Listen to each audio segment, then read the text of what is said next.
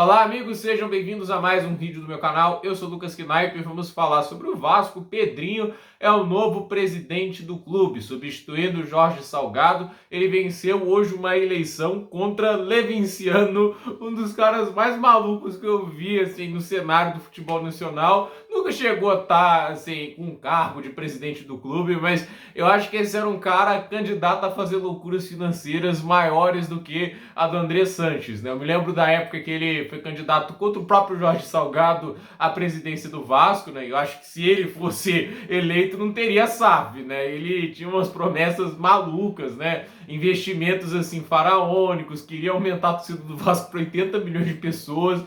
Era loucura pura, né? Ele não desiste, né? Queria ser presidente do Vasco, mas o Pedrinho acabou vencendo, né? Já era meio que esperado que o Pedrinho vencesse, né? Já tem um tempinho que foi anunciado que ele tinha deixado o Sport TV, né? O Grupo Globo, né? Que trabalhava como comentarista para concorrer ao cargo de presidente do clube. Ele disse que seria um interlocutor entre o Vasco e a SAF da 777 Partners, né? E assim, é um cara que realmente entende bastante futebol e é muito comprometido em ajudar. Eu acho que ele não vai ter o terraplanismo doido do Levinciano, então isso já é um progresso muito grande. E assim, né, é interessante, né, essa questão, né, de como é que gerencia essas figuras muito identificadas com o clube assumindo uma posição dessas, né? A gente viu que ele ficou muito emocionado quando ali houve a apuração completa, né, e foi confirmado que ele foi eleito, né? Significa bastante para ele. Eu acredito que é um cara que, assim, não é só um cara que gosta do clube, quer ver o clube de novo numa posição de destaque, né? E ele agora, como presidente do clube, ele vai estar comandando, acho que parte que comanda 30% do Vasco atualmente, né? 70% pertence à SAF, né? A 777. E assim, ele vai acho que vai ter poder de decisão para muitas coisas. Não sei o quanto que vai estar direcionado, por exemplo, a decisões como escolher técnicos, diretoria de futebol para a contratação de reforços, estrutura da base. Isso daí é que é a grande dúvida, né? Como vai ser esse papel de interlocutor entre a SAF e a presidência do clube, né? Porque isso vai ser bem importante, né? O Jorge Salgado, ao meu ver, até agora parece um presidente extremamente assim apagado, poucas decisões a gente vê aparecendo de verdade, né? Mas ele tem a importância de ter feito a decisão de fazer a SAF do Vasco, né? Porque não é todo mundo que tem essa coragem de literalmente abrir mão de poder, de vender boa parte do clube, porque era uma necessidade, né? O Vasco estava se afundando em dívidas, não tinha poder de investimento, né? Tinha que fazer malabarismo com bola de boliche para poder contratar. E ele fez essa SAF, uma SAF com uma empresa que até hoje se chama bastante atenção pelo perfil dela, né?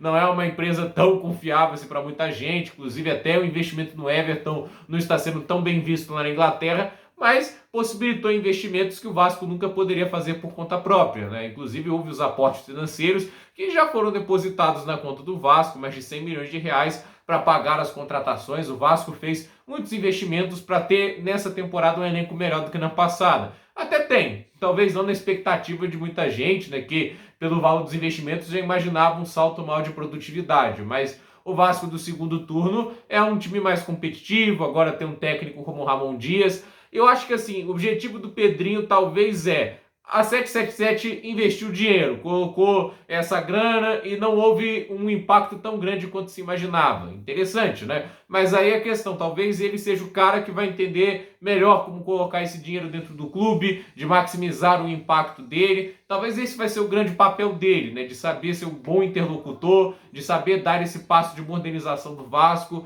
Esse é o desafio que ele está disposto a assumir. Eu acho que assim, é bacana ver um cara que está querendo mudar a realidade de um clube grandioso e que vem sofrendo nos últimos anos. Não é um período de glórias para o Vasco, né? Desde o primeiro rebaixamento, o Vasco vem sendo um clube ioiô. Um ano ou outro conseguiu um pouquinho mais de destaque, ir mais longe de uma competição X ou Y, mas é muito pouco, né? O Vasco teve 4 rebaixamentos nesses últimos anos e assim, é uma situação complicada, tá lutando para não ter o 5º rebaixamento, né, que seria um vexame enorme.